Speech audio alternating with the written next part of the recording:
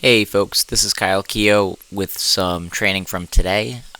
Figured I'd post this up because I had the footage and I got nothing else to do. So, whenever I do one of these videos, in part it's for myself so that I have a catalog of everything that I do over the course of the years, so that I can go back, make comparisons, make changes when necessary. Helps a lot with my training, and this is one of those days where I'm going to share the bad with the good. Went into squat, had to do 530 for 3 doubles today. I haven't squatted 530, at least not in sleeves, so that was a new experience. Was able to get all of the reps, but the depth ranged from pretty high to borderline, and obviously it's something that I've been working on. This is the first real heavy day where I took a step back with it.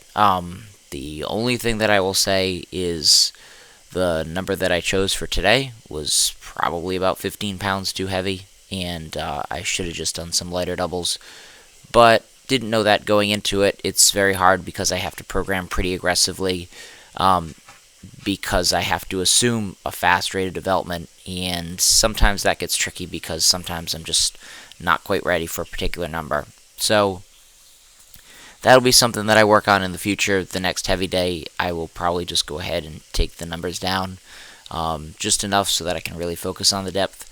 After that, was watching them in between the sets and just didn't really feel good about them, so I ended up doing the volume day that I was supposed to do on Sunday. Did that on top of it. Ended up doing just 445 for 3 sets of 6.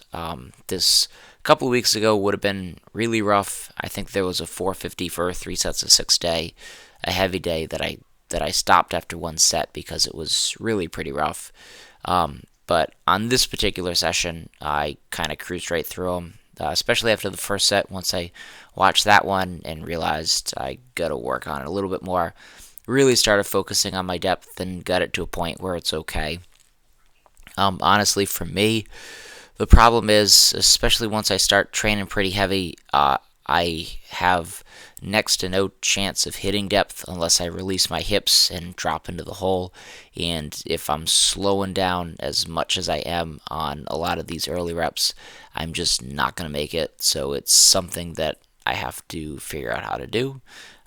Usually when I do a meet, I just, even having that 1 week, allows me to recover really well, and I feel great, and I'm able to just descend with a lot more confidence and a lot more strength.